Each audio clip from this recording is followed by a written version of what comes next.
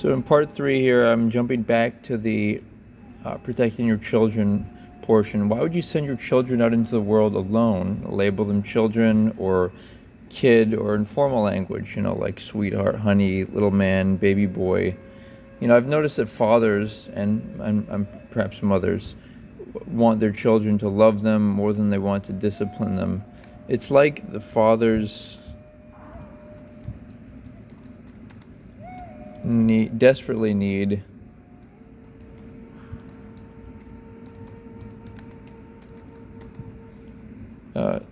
children's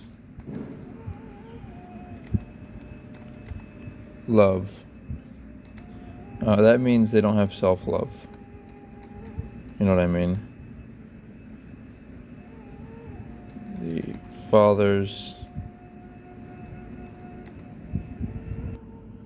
Okay, so it means the fathers are not emotionally mature, don't have self-love. So what happens is this makes kids act submissive sheep and follow any manipulator.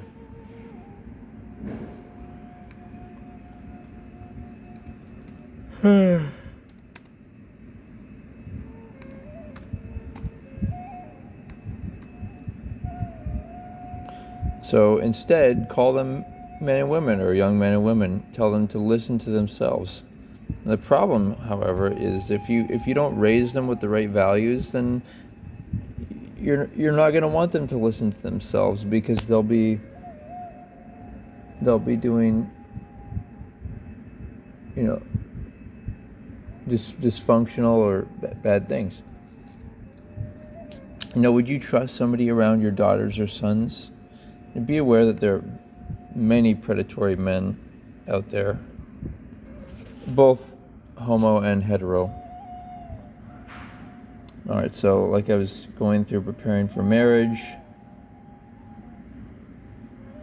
and then I was saying here, want the best for other women, want them to have a loving husband at some point, then selecting your spouse.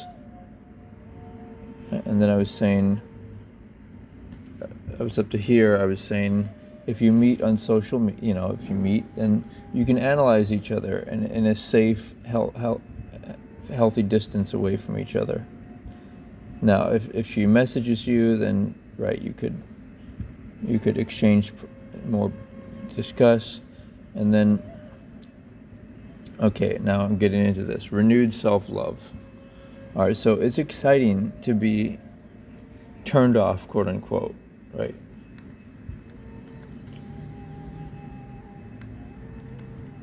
By someone who you're physically attracted to, such as if they have a different religion, diet, sense of humor. It shows that you don't want sexual gratification from them, but real love. And this is truly loving yourself rather than letting your desires control and dictate your partner choices. It's really you deciding, and because the thing is random sexual partner choices is very different than spousal select. It's like random partners that's obviously about physical aspects, but spouses is about real love, and it's about the person, not their body and money. Now, going beyond envy, when you think of envy, you think of other people's bodies and riches and a better quality of life, but envy is...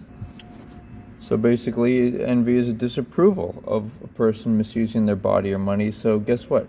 If an attractive rich person is properly using their body and money, then they should be celebrated, not envied.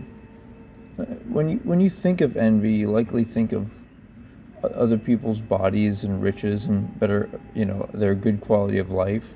But this is us, humans. And this is humanity, and don't you want people to do well? Plus, if you really thought about it, you wouldn't want to experience riches or a great marriage until you work to create it. You would not want money or your wife now, because then it would mean that you didn't create it yourself, And you wouldn't want to do anything else rather than work towards your goals, instead of having them immediately given to you, because then they wouldn't feel like yours. Life is about deriving meaning.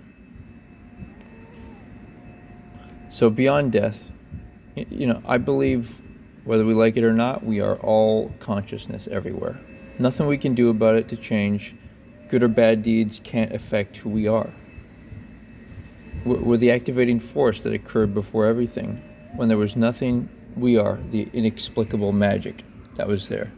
Let's call it magic. When we go from one incarnation, from one planet to next, we are life. We're life. And then the website goes on to more and more details. One last point I want to bring up is about avoiding premarital intimacy.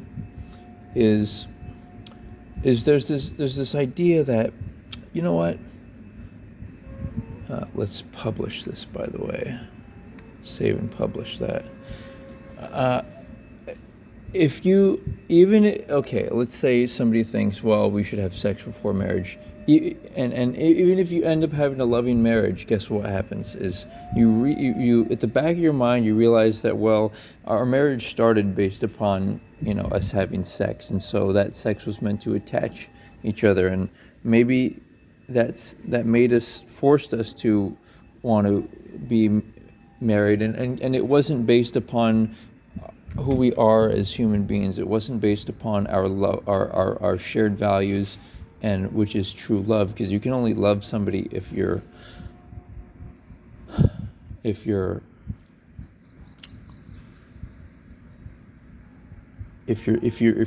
love their values.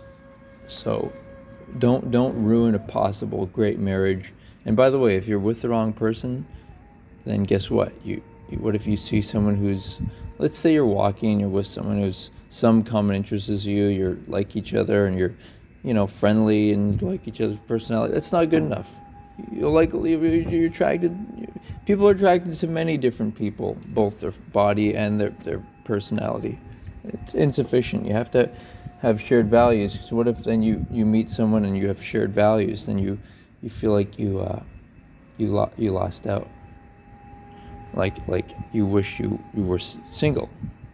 So that's why being single it's better to be single and quote unquote preparing for your future spouse, rather than being with anybody else.